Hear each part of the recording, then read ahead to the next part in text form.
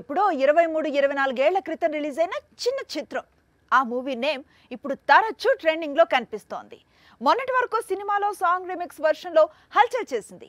ఇప్పుడు మూవీని రిలీజ్ చేస్తూ ఉంటే కొత్త సినిమా విడుదల రేంజ్ లో టికెట్లు అమ్ముడుపోతున్నాయి. రికార్డులకు మారు పేరుగా మారాడు మహేష్ బాబు.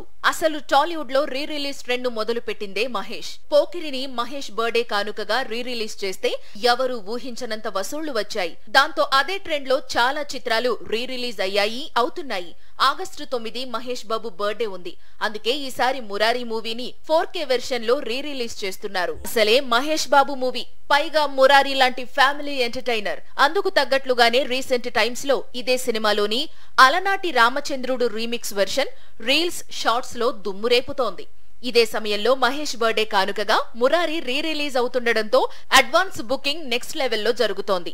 ఏదో కొత్త సినిమా విడుదలవుతున్న సందడి కనిపిస్తోంది. రికార్డులకు మారు పేరుగా మారాడు మహేష్ బాబు. అసలు టాలీవుడ్ లో రిలీజ్ ట్రెండ్ మొదలు పెట్టిందే మహేష్. పోకిరిని మహేష్ బర్త్డే కానుకగా రిలీజ్ చేస్తే ఎవరు ఊహించనంత వసూళ్లు వచ్చాయి. దాంతో అదే ట్రెండ్ లో చాలా చిత్రాలు రిలీజ్ అవుతున్నాయి.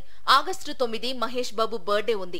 అందుకే ఈసారి మురారి మూవీని 4K వెర్షన్ లో రిలీజ్ చేస్తున్నారు. అసలే మహేష్ బాబు మూవీ, పైగా మురారి లాంటి ఫ్యామిలీ ఎంటర్టైనర్. అందుకు తగ్గట్లుగానే రీసెంట్ టైమ్స్ లో ఇదే సినిమాలోని అలనాటి రామచంద్రుడు రీమిక్స్ వెర్షన్ రీల్స్, షార్ట్స్ లో దుమ్ము రేపుతోంది.